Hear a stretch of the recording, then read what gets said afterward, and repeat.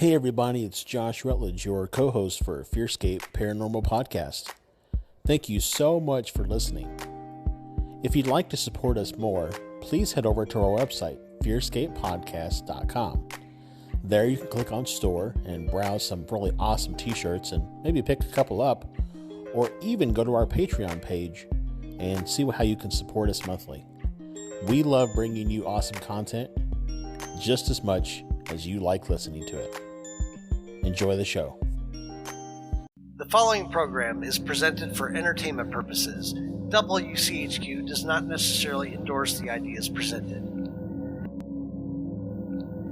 FearScape is a program that explores the legends and lore around many creepy and scary things. Information is researched and presented in an entertainment fashion and is presented based off of what we found. Legends have a way of changing over time, so beware.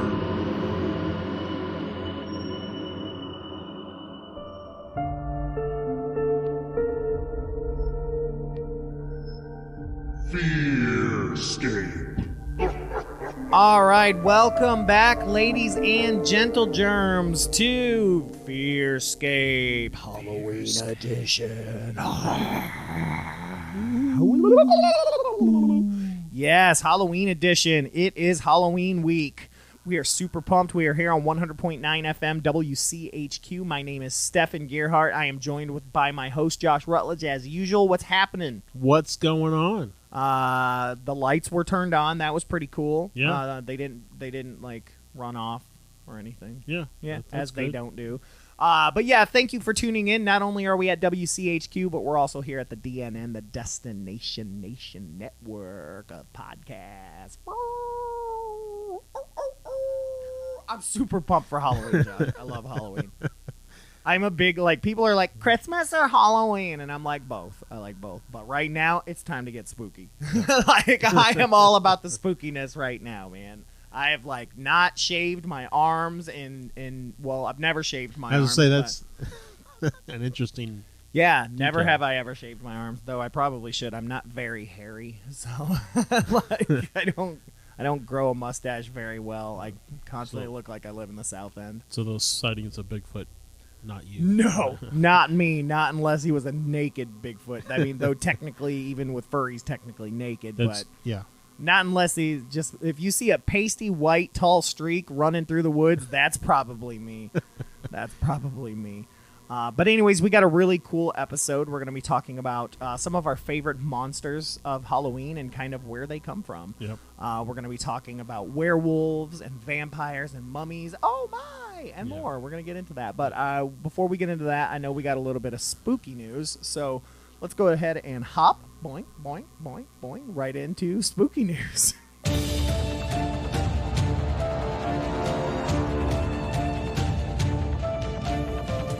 All right, what do we got for spooky news? I told you I'm hyped for Halloween. Yeah, I don't really know what boink, boink, boink has to do with...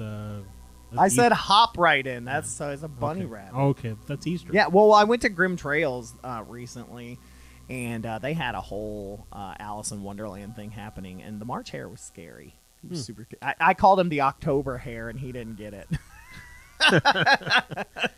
All right, spooky news. So this comes to us from King FM, which is a radio station out in Wyoming. And it says the haunted history of F.E. Warren Air Force Base in Cheyenne. So it goes on to say there have been hundreds of reported ghost sightings in Wyoming. But I tell you right now, I immediately thought this was going to be more alien-oriented, being an Air Force site. So, but no other place in the Cowboy State can match the haunted history of F.E. Warren Air Force Base in Cheyenne. Unexplained mysterious events have been occurring there since Fort D.A. Russell was established over 150 years ago. For over a century, witnesses have reported the ghosts of cavalrymen dressed in uniform who patrol the base at night.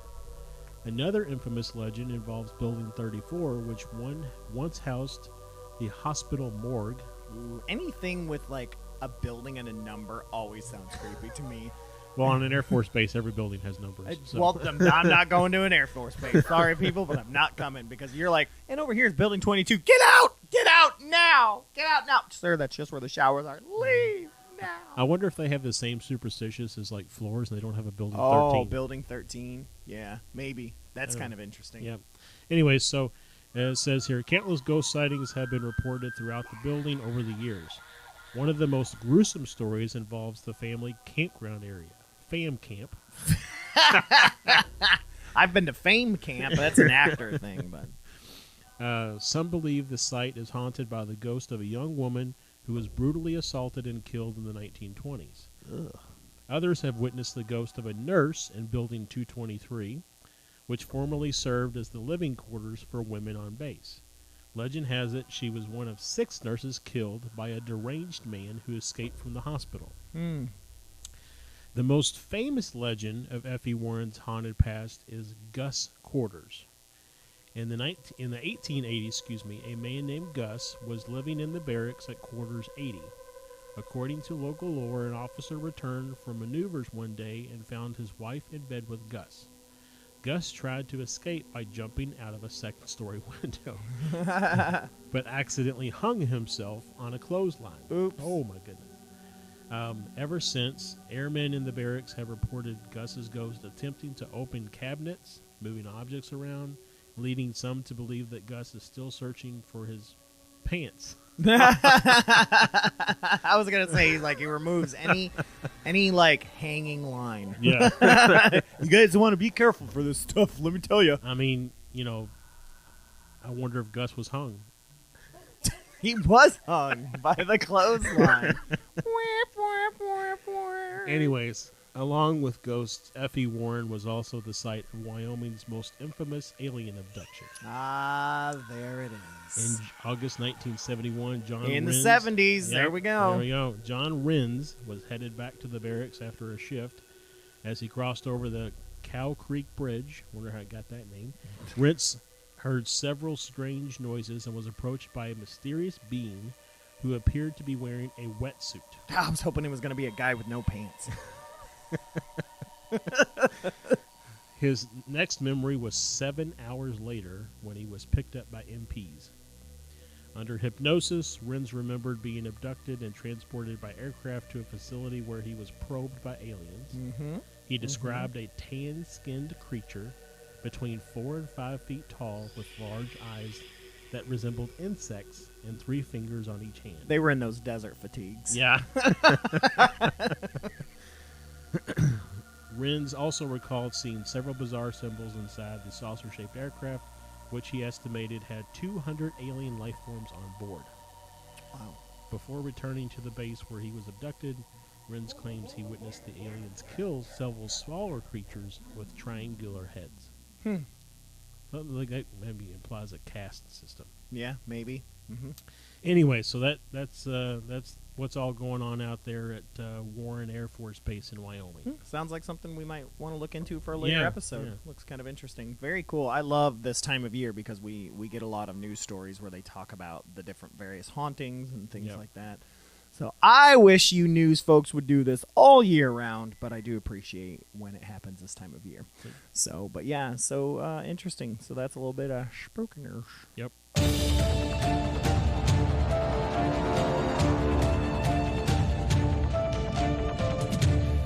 All right, so I have some crazy, creepy catch-up. I don't know if you have any. Do you I any? have none.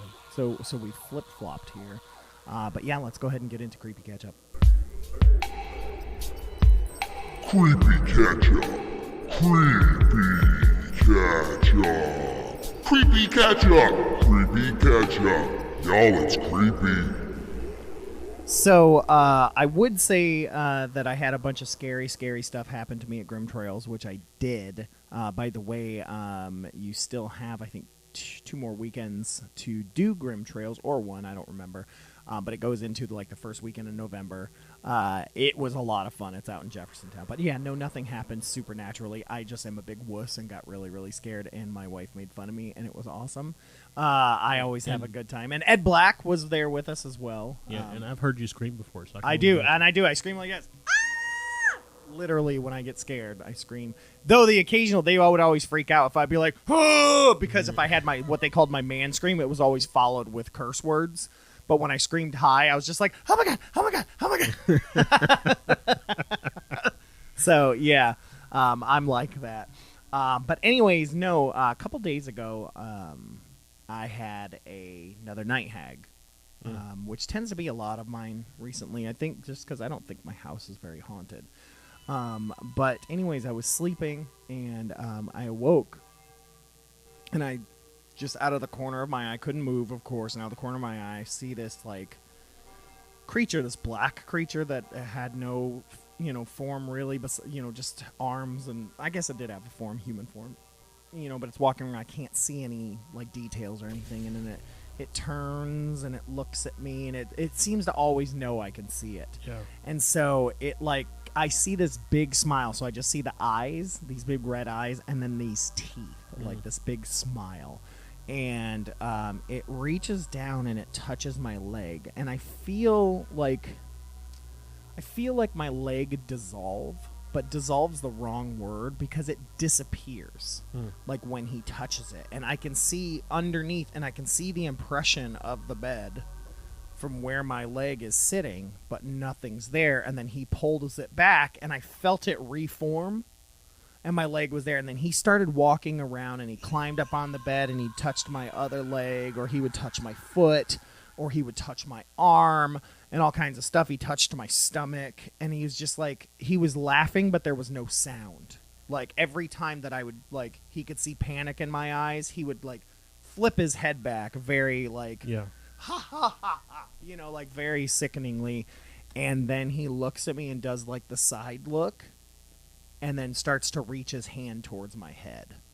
And I'm like, oh God, oh God, oh God, I don't want my head to go away. And as he touches my head, everything goes black, and I just must have went back to sleep. Like, it wasn't like a wake up, because they're not really like that. But I just remember blackness, and then whatever my next dream was. So like this one was actually you were in bed, because most of yours tend to happen when you're on the couch. Yeah, they've happened on the bed a couple times though too. I've had 2 or 3 where these, like, little ones that have long arms, and they'll swing from the ceiling fan and different stuff like that. But yeah, this one was in bed, and I don't recall whether or not Sarah was there. Like, a lot of times I'm, like, worried for her. Yeah. But, like, I didn't think about that. I was so freaked out, I wasn't even thinking, so I don't have any explanation. I'm sure she was there, but I mean, that always kind of tells me, oh God, was it a dream? Was she there? You got that one where it's like she kind of rolls over. And he waved his hand. Yeah, that one creeped me out more than anything. But yeah, so that happened to me. It freaked me out pretty bad. It was just really interesting because I could see, not like CGI, I mean real life, like I could see the impressions in the bed, like, of where my leg was or where my hand was. Like, he held it and, like, moved my hand up at one point, like, across my face, so I could, like, see through that there was nothing there.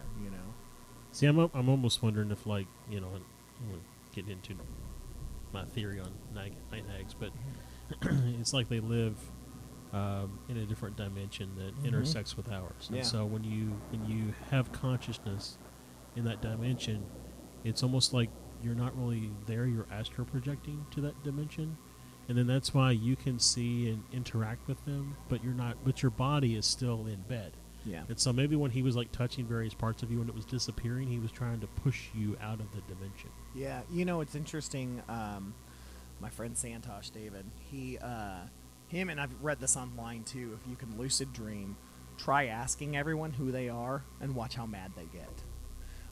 And that traditionally lucid dreamers really struggle with that, that it's almost as if these creatures are like, you're not supposed to know, right? They get really rage angry. Like, apparently. I can't lucid dream, so I've never been able to do it, but, like, that's something that I've heard. Yeah, I have in the past, but it's been several years since I've had a lucid dream. Yeah. But anyways, yeah, that's my creepy catch-up, and it has stuck with me for a couple days. So that one just, because I could feel my leg dissolve or dissipate. Like, it was weird. It was very, very weird. And I think maybe some of it has to do with that dream I told you this past weekend when we hung out that I had at our friend Ed's house. Maybe that's what led to it, but I don't know. Yeah. That's something to think about. Anyways, let's get out of here. That was Creepy Catch-Up. Creepy Catch-Up. Creepy catch up. Creepy catch up. Creepy catch up. Y'all, it's creepy. All right, so now that we're done being creeped out by my personal life, let's go ahead and get into the monsters and mythos of Halloween. You know, we were going back and forth trying to decide what we wanted to do because the Halloween episode is a difficult one because you're like, what do you do? People expect certain things, right? Yeah, and, you know, we talked about, you know, classic, the origins of Halloween, but, I mean, everybody does that. Yeah. You know, so we just decided to take, you know, some of our favorite Halloween Hollywood-type monsters and kind of see what their lore is and maybe the history of them. Yeah, what they're based on. Yeah, so let's get cracking on that. Okay, so we're going to start off with the werewolf. Yeah, werewolves. Werewolf. They're smaller Sasquatch. Well, you know, if you're a teenager and you're a werewolf, you're a teen wolf. Yeah, teen wolf. Yeah. That's what I heard. Yeah, Yeah. baby wolf is even different. Yep. So, for those who don't know, the werewolf is a mythological animal. What? It's not real? No. I want you to also say this as my sister does. She says wolf. So I'm going to need Wolf. a werewolf. Werewolf. Werewolf. Wolf. Wolf. Wolf. Wolf like WUFF. Yeah. So the werewolf is a mythological animal. Yep. Werewolves or werewolves are, according to some legends, people who morph into vicious, powerful wolves. Others are mutant combination of human and wolf, but all are bloodthirsty beasts who cannot control their lust for killing people and animals. Yeah, so I think traditionally in films you have two or three types. You've got your standard werewolf where they turn into a giant wolf. Right. And they're just a big old wolf, right? Or you've got your wolf man, Yep. you know, where he still looks like a man, walks on 2 feet, but has like furry face, nails. The Lon Chaney version is the easiest one to come to mind. And then you've just got your ones where they just turn into a regular wolf. Right. Right. So, and we're actually going to talk a little bit about those different. Ooh. Yep, that's good stuff. So let's talk a little bit about some of the early werewolf legends. So it's unclear exactly when and where the werewolf legend originated. Excuse me. Some scholars believe the werewolf made its debut in the Epic of Gilgamesh, which is the oldest known Western prose. When Gilgamesh jilted a potential lover because she had turned her previous mate into a wolf. Yeah, I mean, I guess you have to. I mean, you have to look at written text. I mean, that's all you can do. Well, I mean, look at the whole, I know we're not talking about aliens, but look at the whole ancient aliens movement. All that does is look at ancient text and kind of pick out where, you know, so, but anyway, so werewolves made another early appearance in Greek mythology with the legend of, and I'm going to butcher this word, Lycaon? Probably lichen, or lycaon, or lichen. I mean, since the root of lycanthropy is lichen, so we'll just call him lichen. So I'm liking this guy. Because he's a werewolf. My sister's gonna. Oh yeah, she's gonna get mad. So according to the legend, Lycan, the son of Pelasgus, we're gonna go with that. Yep. Angered the god Zeus when he served him a meal made with the remains of a sacrificed boy. That's not gross. No. As punishment, the enraged Zeus turned Lycan and his sons into wolves. Werewolves also emerged in Nordic folklore. Yeah, so you definitely see a lot more wolves definitely in this regards, like Renyier and different things like that. So. I mean, I just finished not too long ago a book that was written by Neil Gaiman that's about Norse mythology, and I think I've mentioned it on here before, but it's again, if you can get the audiobook, it's so cool because he does all the voices and stuff. But in there it talks about, you know, the one of the sons of Loki being a giant wolf. Yeah, Renyier. So, like he's one of the most famous werewolves. Yep. So the saga of Volsungs tells the story of a father and son who discovered wolf pelts. Excuse me, that had the power to turn people into wolves for 10 days. Interesting. 10 days. Interesting. There's probably a whole like thing that can be done around numerical significance. I'm sure. So, So the turned them into wolves for 10 days. The father-son duo donned the pelts, transformed into wolves, and went on a killing rampage in the forest. The rampage ended when the father attacked his son, Oops. causing a lethal wound. The son only survived because a kind raven gave the father a leaf with healing powers. Probably Odin. Probably.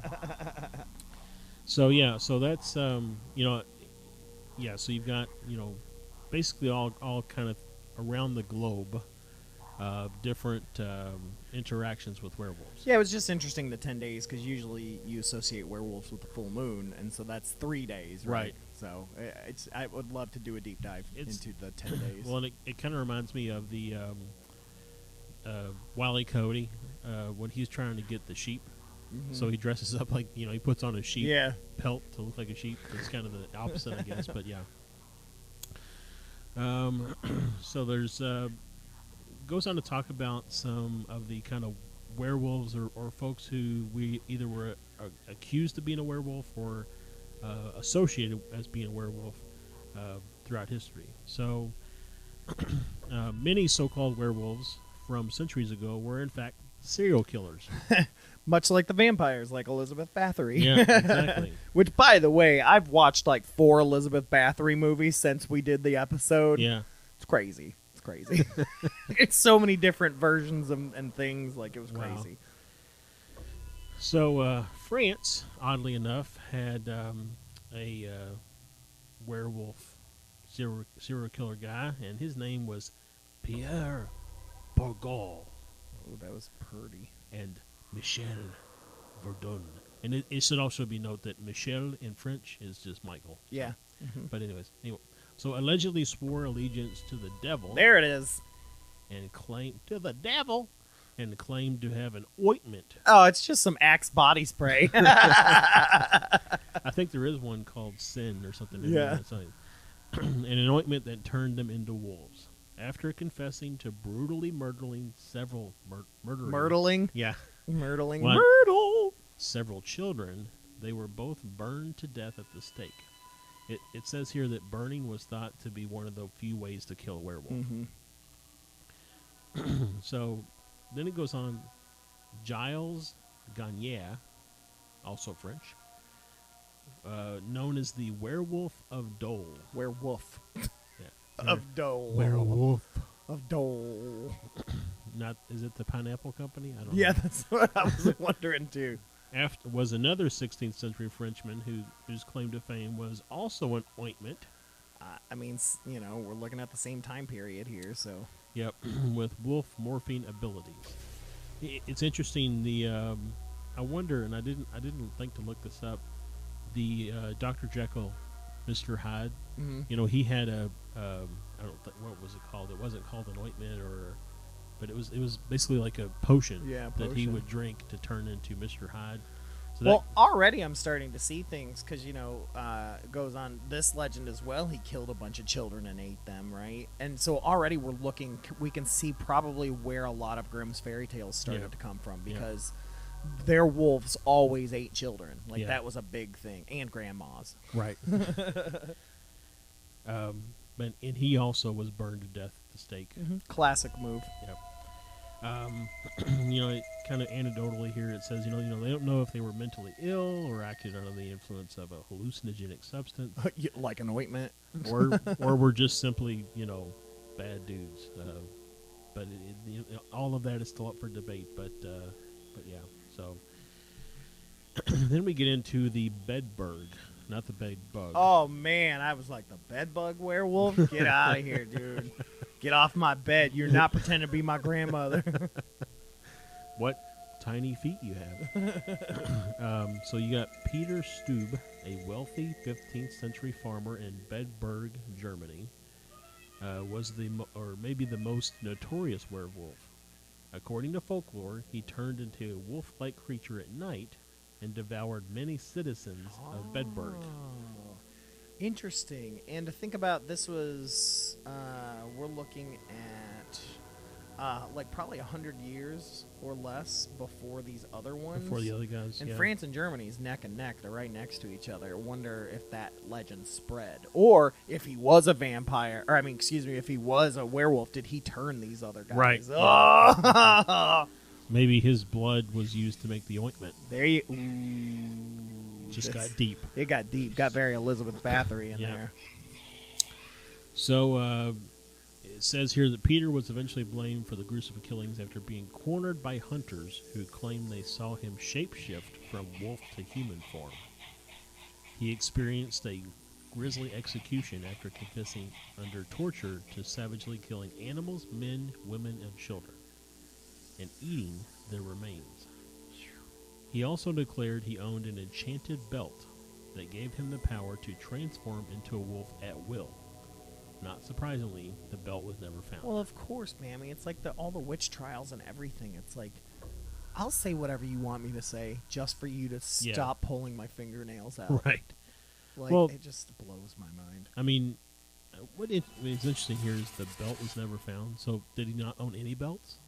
Because what makes an enchanted belt an like, has it got a marking on it? Yeah. You know, does it say, made in Maybe, type? I mean, if you look at a leather belt, I mean, you could carve runes or different Yeah. things into it. I don't know. It said made in Thailand. I don't know. Yeah. He bought it off of Amazon. So, Peter's guilt is controversial since some people believe he wasn't a killer but a victim of a political witch hunt. There you go. Or, werewolf hunt. Either way, the circumstances surrounding his life and death stoked rampant fears at the time that werewolves were on the loose. Man, I mean, we still live in a very, very crazy age, right? I mean, everything we're dealing in America right now, other things around the world, blah, blah, blah, blah. And there are times I'm like, oh, my God, how are we even here? But then at the same time, I'm still thankful that we don't live in an age where, and I'm sure some countries still do this, but like where we as Americans do not live in an age where somebody could be like, I saw him. I saw his teeth. He's got teeth. He's a vampire. Let's burn him, right? Well, and, think about it. A few years ago, we had the big solar eclipse. Not 100, but 500 or 1,000 years ago. Oh yeah, we would have been sacrificing people. Oh yeah, oh yeah. So, yeah. So let's talk a little bit about the shapeshifter as a werewolf. So some legends maintain werewolves shapeshifted at will due to a curse. Others state they transformed with the help of an enchanted sash or cloak made of wolf pelt. So this gets back to those other two stories. Still others claim people became wolves after being scratched or bit by a werewolf. There we go. That's the lore that I know. Yeah, but I think that's probably what comes out in most movies and yeah, media, when you get into sort of more of like the fantasy stories of werewolves and stuff, that's when you start to see more of the magic side of things with the pelt or with the belt. Or with the felt. Watch it melt. I felt like I needed to make but yeah, that's where you start to see those things take place. Well, when you get into the fantastical sides, like even like Lord of the Rings and type stuff. Well, just like the Hugh Jackman. What's the guy? Blanking on it. The guy who killed Van Helsing. Yeah, Van Helsing. That one was once you got bit or scratched, then you would have the same fate. So. Right. In many werewolf stories, a person only turns into a wolf when there's a full moon. And here's an interesting thing. That may not be too far-fetched. So, according to a study conducted at Australia's Calvary Mater Newcastle Hospital, probably not Tow Mater. From Cars. Tow Mater. A full moon brings out the beast in many humans. The study found that of the 91 violent acute behavior incidents at the hospital between August 2008 and July 2009, 23% happened during a full moon. Oh yeah, I mean we've always heard that, and people are. I'm crazy on the full moon. Like, I mean, think about it. I mean, all throughout my lifespan. I mean, there's a full moon tonight. It's going to be a crazy night. I mean, it's just you've always heard that. I mean, truth be told, I mean it's like. Saturday when we went to Grim Trails, I mean, like, I was hyper as a mug all night long. I couldn't sleep. I stayed up till like 4 in the morning. I was just so hyper. Sunday, I was hyper. Monday, I was like, I'm so tired. Like, and I've been tired for the last few days. And my kids were a little cray-cray this weekend, so. But, so patients attacked staff, displayed wolf-like behavior such as biting, spitting, and scratching. Although many were under the influence of drugs or alcohol at the time, it's unclear. No big deal. Yeah, why they became intensely violent when the moon was full. Mm-hmm. So, now we get into the question that's asked: are werewolves real? So the werewolf phenomenon may have a medical explanation. Okay. So we've got Peter the Wild Boy. In 1725, he was found wandering naked on all fours through a German forest. Many thought he was a werewolf, or at least raised by wolves. I was getting into some Pecos Bill stuff. Peter ate with his hands and couldn't speak. He was eventually adopted by the courts of King George I and King George II and lived out his days as their pet. So rather than trying to, I'm thinking, what's the story? Mowgli, the Jungle Book. Jungle Book. Instead of trying to bring him back into society, they just said, "Here, boy, here, come on." That's what the British do different. Jeez Louise. This is why Americans started the war. Right there. Right there. No representation for boys by raised by wolves. Yep. Let's throw their tea into the harbor. Mm-hmm. So, research has shown that Peter likely had Pitt-Hopkins syndrome, which is a condition discovered in 1978. Hey, my birth year. Woo! That causes lack of speech, seizures, distinct facial features, difficulty breathing, and intellectual challenges. So, I mean, I imagine if you had all that, and you were also kind of wild in the woods and stuff a lot, I could see where somebody might mistake you for being a wolf boy. Yeah. So there's some other medical conditions that may have encouraged werewolf mania. So there's lycanthropy, which is a rare psychological condition that causes people to believe they're changing into a wolf or other animal. Mm-hmm. Food poisoning. Okay. I can have all kinds of weird. Yeah, I guess so. Yeah. You can, It depends what you ingest. For right. Sure. Exactly. I'm gonna. You take this next. Hypertrichosis. Good job. Which is a rare genetic disorder causing excessive hair growth. Right, you've seen those wolf people. They were on Geraldo and all kinds of different stuff. And these people kind of tended to work at carnivals and stuff in the early days. Yep. Rabies can cause all kinds of weird psychological and behavioral issues. Hallucination, possibly caused by hallucinogenic herbs like shrooms. Or peyote. Or LSD. So, it's, throughout the centuries, people have used werewolves and other mystic beasts to explain the unexplainable. In modern times, we just know that they're nothing but pop culture horror icons. Or are they? Bum, bum, bum. Bum, bum, bum. Right, because werewolves still have a cult following. Yep. Every year, werewolves are still reported sighting, and werewolf legends will likely continue to haunt the dreams of people everywhere because it is actually the monster that seems the most likely randomly, for people. Right. Because, it could be just a monster. But favorite werewolf. What's your favorite werewolf in movies? Mine is Wolfman from Monster Squad because Wolfman's got nards. I kind of like American Werewolf in Paris. Oh, Paris or London? I like the Paris one. You like the Paris? Get up! You're not allowed on my other podcast. Well, and it's only because I like the Bush music. Oh, well, yeah, that was definitely 90s as you could get. Had Matthew Lillard in it too, didn't it? Yeah. Very 90s. So I do like American Werewolf in London, too. Actually, that was probably my first werewolf movie I ever saw as a kid. Me, too. Because, that was Landis that did that. And, man, just absolutely frightening, which, whoo, lordy, that's what led to the Thriller video and all that stuff. Yeah. So, let's get into my favorite. Frankenstein? Nope. Okay. Vampires. Is it vampires or vampires? Oh, well, if they're your friends, they're your vampires. But if they're not, they're vampires. So, what are vampires, Stefan? Excuse me. Vampires are evil mythological beings who roam the world at night, searching for people whose blood they feed upon.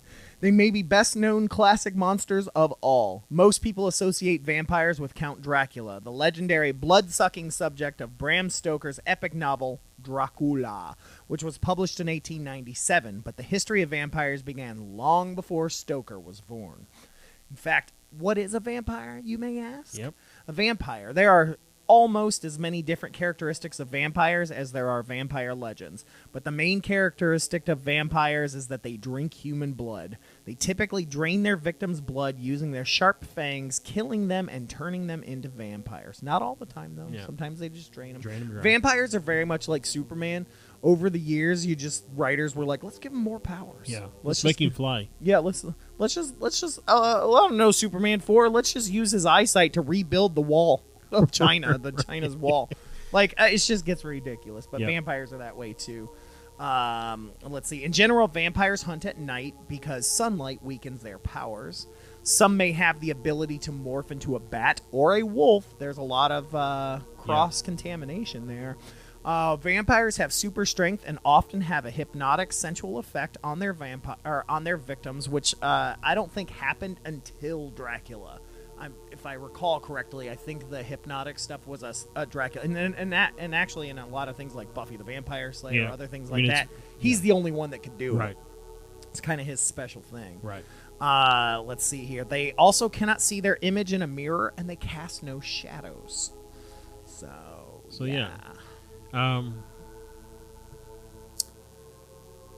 It's interesting that it says sunlight weakens their powers because I've always seen everything with like sunlight is like kryptonite. I mean, it just depends on what you're watching. Well, even then, kryptonite, sometimes it like completely debilitates Superman. Sometimes he's just like, oh gosh, yeah. can't move very fast. I'm just gonna lay here. If I lay here, if I just lay here. Will this kryptonite move away from me? I mean, that's essentially what's happening. I'm watching the old Superman serials on the DC Universe app, and that's what they just got the kryptonite, and he's like, oh, can't move. He basically turns into William Shatner. Can't move very fast. I can't. Someone move kryptonite. But yeah, so we got Vlad the Impaler. Don't want to spend too much time on that. We did a whole episode on that. But of course, it's thought that Bram Stoker named Count Dracula after Vlad Dracula, also known as Vlad the Impaler, who was born in Transylvania. He ruled Wallachia, Romania, off and on from 1456 to 1462. He earned his nickname because his favorite way to kill enemies was to impale them on a wooden stake. And it's also said that Vlad the Dracul, which means dragon, by the way, enjoyed dining amidst his dying victims and dipping his bread in their blood, which is very Catholic. Very Catholic. Yeah, I can see that. Last what's it called? Transubstantiation. Yeah, there you go. The Last Supper. Yep. And there are a lot of churches that will take that bread and dip it. And even in Catholicism, they have their big cookie that they got, and they dip it in the wine and eat it like that. So it's a cookie? It's a cookie. It's just has no sugar. Okay. But yeah, this stoked Stoker's imagination. Good times. And so he made Dracula from Transylvania, and he sucked his victim's blood and could be killed by driving a stake through his heart. So I don't know if this is where the stake killing them, but I find it interesting that, Vlad the Impaler was known to basically stake people by... I wonder if that was like... So if it were to happen to him, that's what kills him. It's very revenge. Yeah. But according to Dracula expert Elizabeth Miller, Stoker didn't base Count Dracula's life on Vlad Dracula. Nonetheless, the similarities between the two Draculas are intriguing. Bull hockey. Bull hockey. I call bull hockey. He absolutely did. But anyways. So somebody always has to get their name as the opposite, right? Yeah. Yeah. Oh, yeah, for sure. So, are vampires real? Yes. It depends on who you ask, I guess. Psychic vampires, for sure. So, vampire superstition thrived in the Middle Ages, especially as the plague decimated entire towns. The disease often left behind bleeding mouth lesions on its victims, which, to the uneducated, was a sure sign of vampirism. Absolutely, I can see that. Yep. It wasn't uncommon for anyone with an unfamiliar physical or emotional illness to be labeled a vampire. Many researchers have pointed to porphyria, which is a blood disorder that can cause severe blisters on skin that's exposed to sunlight. So that would be the sunlight sensitivity. Right, and that's how that got linked to that. Very interesting. I never knew that. Yep. And then it says that some symptoms of porphyria can be temporarily relieved by ingesting blood. So you go outside, your skin burns, but if you drink some blood, it doesn't. Yeah. Hey, Mom, I got some blisters. Could you go ahead and just cut a vein for me? Well, you know what? I forget what show it was. I think it was around like early America that I was watching. It had I can't remember the guy's name, but anyways, and it was really interesting because people got sick, and so they came around with like a wagon holding a guy who had the sickness, and so they would go out and like cut one of his lesions off, mix it into some other stuff, and then make a cut on the person and mix that into their skin. It's almost like a flu shot. Yeah, well, I mean, flu shots aren't like that anymore, but that's what they used to be, where you would actually be exposed to a live virus in hopes that it would. So I guess they would like mix it up with like penicillin and then smear it on an open wound in hopes that you would get it and then fight off the infection so that you would not be. Yeah, so that you would become immune to it. Right. So that's just that kind of whole mentality around treatment of disease or infection. Oh yeah, I mean, don't even get into leeching. Oh yeah.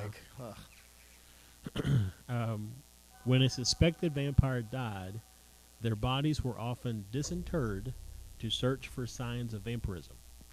In some cases, a stake was thrust through their corpse's heart to make sure they stayed dead. Other accounts describe the decapitation and burning of the corpses of suspected vampires well into the 19th century. Yeah, I mean, this false identification of vampirism is a lot of where the bells came into play, where they would bury people with a little bell up above with a string that went down so they could pull on that to say, hey, I didn't actually die. Once they started getting past, it's vampirism, right? Like, because there were people that were still alive and not dead that were buried and then were clawing their way back up. So immediately they were like, vampire, because they didn't have zombies back then, right? And so they were like, oh my god, vampire. Well, once they started realizing it wasn't vampires, they were like, oh well, we still are not good at detecting death, so we're gonna put like windows in. Yeah. We're gonna put like, just crazy to me. It's crazy. So yeah, I had not heard this next thing before. Have you heard of Mercy Brown? Oh yeah. I've heard of Mercy Brown. One of the best places to check out the story of Mercy Brown is on Lore, the Lore podcast. It's one of the very first episodes he does. He talks about Mercy Brown, and I believe on the TV show version on Amazon, he also covers Mercy Brown. But I had already heard of Mercy Brown. I went through a deep dive years ago on vampires because I love vampires. And Mercy Brown. This is a good story. I'm excited. So Mercy Brown may rival Count Dracula as the most notorious vampire. Yep. It's America's first vampire. So unlike Count Dracula, however, Mercy was a real person. She lived in Exeter, Rhode Island, and was the daughter of George Brown, a farmer. Yeah. Mercy came a-running. Get out of the way. Get. After George lost many family members, including Mercy, in the late 1800s to tuberculosis, his community used Mercy as a scapegoat to explain their deaths. It was common at the time to blame several deaths on one family member on the undead. The bodies of each dead family member were often exhumed and searched for signs of vampirism. Mm-hmm. In America.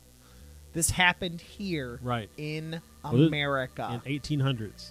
Yeah. So when Mercy's body was exhumed and didn't display severe decay, it says here not surprising since her body was placed in an above-ground vault during the New England winter. Mm-hmm. The townspeople accused her of being a vampire and making her family sick from her icy grave. They cut out her heart, burned it, then fed the ashes to her sick brother. Perhaps not surprisingly, he died shortly thereafter. Yeah, I'm almost certain the first episode of Lore, the TV show, they talk about that because they talk about like taking those ashes and putting them, like, it's just crazy that they thought that because they thought he was slowly turning into a vampire. It's crazy, man. So, real vampires. Although modern science has silenced the vampire fears of the past, people who call themselves vampires do exist. They're normal-seeming people who drink small amounts of blood, effort to stay healthy. Communities of self-identified vampires can be found on the internet and in cities and towns around the world. It's not as much as it used to be anymore. I mean, it was a pretty big thing, especially when we were in high school. Yeah, it was the a 90s. huge thing. There was still is, but there's a famous, I hate to call him pagan, but he is a pagan writer named Constantinos, and he writes about vampirism in the modern world and how to become a vampire today. Well, I think everybody who saw anyone who was goth or anything like that, they probably just assumed that. Yep, vampire. Yeah. Yep. So, communities as it is interesting. To avoid rekindling vampire superstitions, most modern vampires keep to themselves and typically conduct their feeding rituals, which include drinking the blood of willing donors in private. Mm-hmm. Some vampires don't ingest human blood but claim to feed off the energy of others. Many state that if they don't feed regularly, they become agitated or depressed. Thus the psychic vampires. Have you ever seen What We Do in the Shadows? No. You should. Watch the movie first, and then there's also a TV series. It's just as good, but it's created by Jermaine from Flight of the Conchords, and then the guy Takiti or whatever that directed the last Thor movie. Yep. And they're both in it. It's a New Zealand film, but then the new one takes place in America, the TV show, and both are hilarious. And in the new one, there's 4 vampires that live together, and they do a reality show is the whole thing. But one of them is a psychic vampire, and he's just your regular guy. He goes to work every day and all kinds of stuff, but it's hilarious, man. It's absolutely hilarious. I'd never heard about psychic vampires. I didn't know that was a thing. It is. So. Learn to shield people. So, it says here vampires became mainstream after Dracula was published. Since then, Count Dracula's legendary persona has been the topic of many films, books, and television shows. Given the fascination people have with all things horror, vampires, real or imagined, are likely to continue to inhabit the earth for years to come. I agree. Next! All right. So next up is a little bit of a swing in topic. So when I was putting together my list of monsters that I wanted to cover today, I thought it would be really cool because I saw an article not too long ago to talk about Frankenstein and Frankenstein's monster. So there's a meme that exists out there. I can't remember exactly. I'm going to paraphrase, but it's something like knowledge is knowing that it's Frankenstein's monster. Wisdom is knowing Frankenstein was the monster. Right. But yeah, so this comes from an article about some activity that is happening at Yale University. And this is fairly recent, 2018, May 2018. So a scientific experiment to reanimate dead brains could lead to humans enduring a fate worse than death. So last month, Yale University announced that it had successfully resurrected the brains of more than 100 slaughtered pigs and found that the cells were still healthy. I'm just imagining my brain not being attached to my body and what that would feel like. So I'm thinking there's an episode, or it comes up quite a bit in, what's that cartoon series that has Fry that was like, he was... Oh, Futurama. Futurama. But it comes up and they're like, so they have presidents and stuff, Yeah. that they have their brains in jars and things like that. But anyway, so that's kind of like the, I guess, thought process there. But when you think about it, in the Frankenstein story, what did Frankenstein need to really reanimate his monster? Electricity. And a viable brain. And a viable brain, yeah. Yeah. I mean, he could put everything else together, but it didn't work without a viable brain and a way to resurrect the brain. Mm-hmm. So here's the case where. So anyway, the reanimated brains were kept alive for up to 36 hours, and scientists said the process, which should also work in primates, offered a new way to study intact organs in the lab. Although the pigs did not regain consciousness, the team admitted that it may be possible to restore awareness, and the experiments opened the door to the prospect of human brains being kept alive outside the body. Nope. That's some mad scientist 50s drive-in movie Yep. stuff right there. So this guy's name, so Nottingham Trent. Oh, yeah. That's like, I'm Toledo Stefan. You're Louisville Josh. Ethics and philosophy lecturer Benjamin Curtis said it could lead to humans enduring a living hell. Now here, even if your conscious brain were kept alive after your body had died, you would have to spend the foreseeable future in a disembodied brain in a bucket, locked away inside your own mind without access to the sense that allow us to experience and interact with the world. In the best case scenario, you would be spending your life with only your own thoughts for company. That's what I was thinking. It's like you're literally, and it's not even a dream state. You're just thinking. Yeah. That's it. So now, as I was reading this, though, and putting this together, I thought about it, and I wondered if there would be... So, if they could restore consciousness and put you in a VR world. Now we're getting into the Matrix. Yeah. I mean, literally, Right. like that's what we're getting into. And yeah, I mean, there's And some work that's being done on that. There's an episode of Stargate, SG-1 series, where they stumble onto a planet. They're like knocked out. They wake up in this world, and they realize that they're trapped in a VR world, and all the inhabitants of the planet are trapped in this VR world too. And so it's just like then it's the whole thing to try to get out and everything. Yeah. But it's the whole thought behind that was, the world was dying, and the only way to survive was to put everybody into suspended animation and then put them in a VR state. Mm-hmm. So,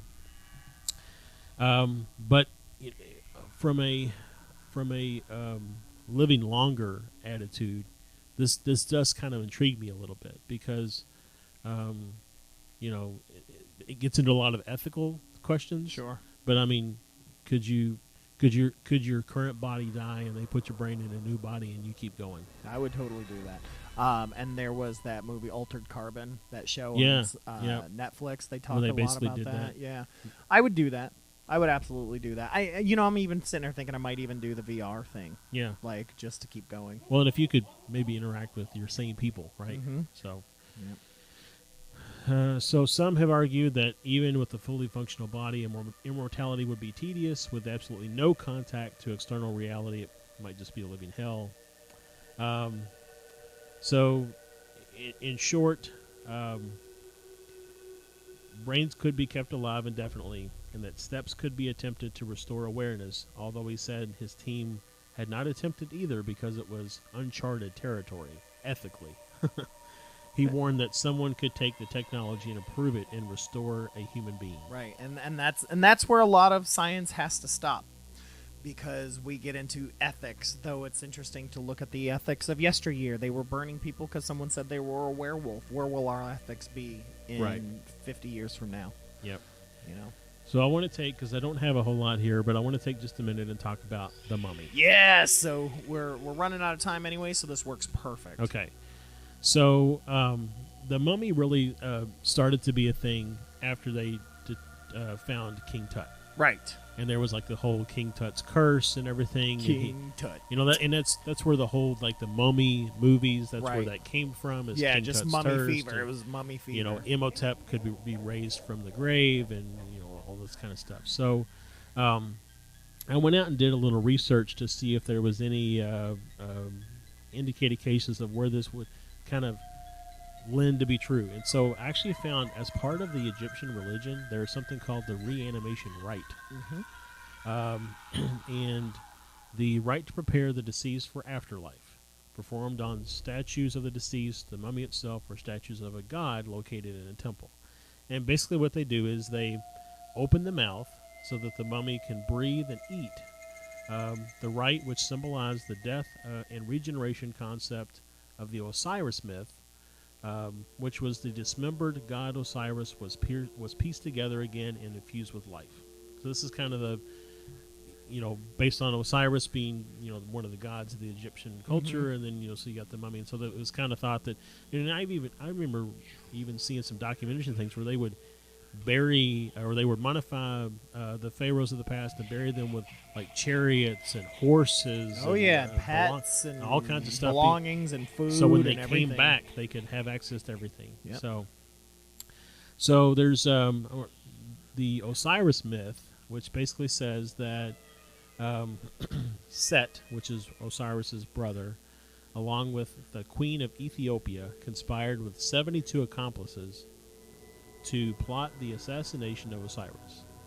Set fooled Osiris into getting into a box, which Set then shut, sealed with lead, and threw into the Nile.